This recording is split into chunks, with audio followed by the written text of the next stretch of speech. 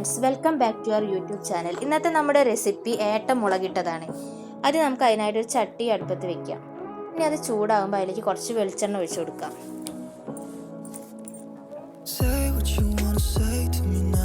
വെളിച്ചെണ്ണ ചൂടായി കഴിഞ്ഞതിന് ശേഷം അതിലേക്ക് കുറച്ച് വലിയ ജീരകം ചേർത്ത് കൊടുക്കാം.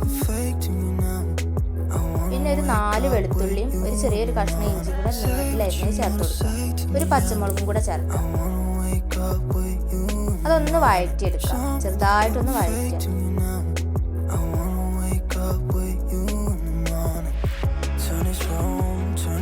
ഇതിലേക്ക് കുറച്ച് കറിവേപ്പില കൂടി ചേർക്കാം.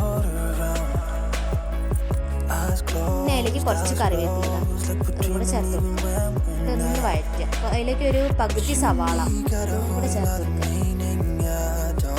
ഇതുപോലെ അരിഞ്ഞ് ചേർത്ത് ഒരു മീഡിയം സൈസ് തക്കാളി ഒന്ന് ചെറുതാക്കി അരിഞ്ഞെടുക്കുക. നല്ല പഴുത്ത തക്കാളിയാണ് കേട്ടോ. ഇതൊന്ന് വഴറ്റിയെടുക്കുക. നല്ലൊന്ന് ഉടഞ്ഞ് കിട്ടണം. തക്കാളി ഒന്ന് ഉടഞ്ഞ് കിട്ടണം.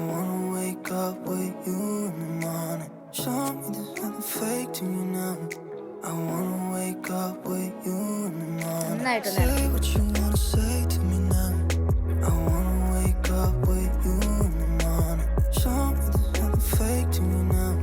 ഇത് വഴന്ന് കിട്ടാൻ വേണ്ടി കുറച്ച് ഉപ്പ് ചേർത്ത് കൊടുക്കാം. എന്നിട്ടൊന്ന് വഴറ്റിയെടുക്കാം. ഉപ്പ് ചേർത്താൽ പെട്ടെന്ന് തുടങ്ങി കിട്ടും കേട്ടോ. നമ്മുടെ ചാനൽ സബ്സ്ക്രൈബ് ചെയ്യാത്തവരുണ്ടെങ്കിൽ സബ്സ്ക്രൈബ് ചെയ്യണേ, എന്നാലേ നമ്മളിടുന്ന വീഡിയോ കാണാൻ പറ്റുള്ളൂ.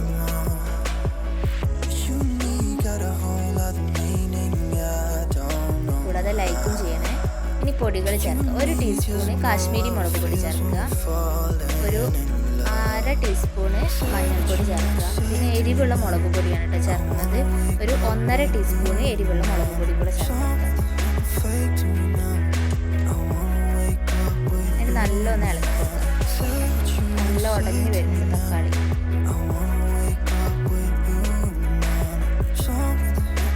മസാല നല്ല രീതിയിൽ ഉടഞ്ഞ് കിട്ടും കേട്ടോ.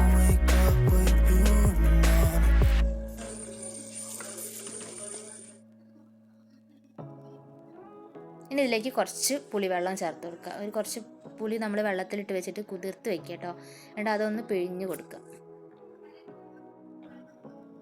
ഇനി ഇതൊന്ന് ഇളക്കി കൊടുക്കുക. ഇതിനി ഉപ്പ് പോരാന്നുണ്ടെങ്കിൽ നമുക്കിപ്പോൾ ചേർത്ത് കൊടുക്കാം കേട്ടോ നോക്കിയിട്ട്.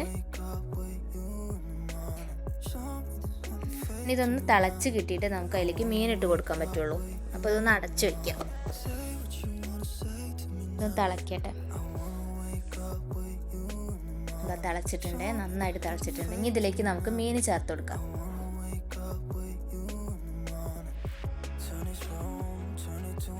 നല്ല രീതിയിൽ കുറുകി കിട്ടിയിട്ടുണ്ട്. ഇതാ നമ്മൾ നല്ല വൃത്തിയാക്കി വെച്ചിട്ടുള്ള ഏട്ട. ഇത് ചെറിയ ഏട്ടയാണ് കേട്ടോ. ഒന്ന് ഇളക്കി കൊടുക്കാം. ഇനി ഇത് വെന്ത് കിട്ടുന്ന വരെ ഒന്ന് അടച്ചു വെക്കണം.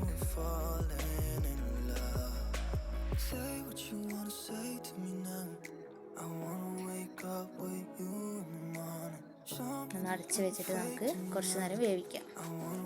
ഇതിലേക്ക് നമ്മൾ വറവ് എന്ന് പറയാൻ നമ്മൾ വെളിച്ചെണ്ണ മാത്രം ഒഴിച്ചു കൊടുക്കുന്നുള്ളൂ കേട്ടോ. അല്ലാതെ ഉള്ളിയൊന്നും വറവിടില്ല. കാരണം നമ്മളിത് വഴറ്റിയെടുത്തതാണല്ലോ, വെളിച്ചെണ്ണയിൽ വഴറ്റിയെടുത്തതാണ്. നല്ല അടിപൊളി മണം വരുന്നുണ്ട് കേട്ടോ. ഇനി ഇതിലേക്ക് നമുക്ക് കുറച്ച് വെളിച്ചെണ്ണ ഒഴിച്ചു കൊടുക്കാം. കുറച്ച് ഒഴിച്ചാൽ മതി കേട്ടോ.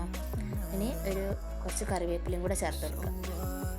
അപ്പം നമ്മുടെ ഏട്ട മുളകിട്ടത് റെഡി ആയിട്ടുണ്ട് കേട്ടോ.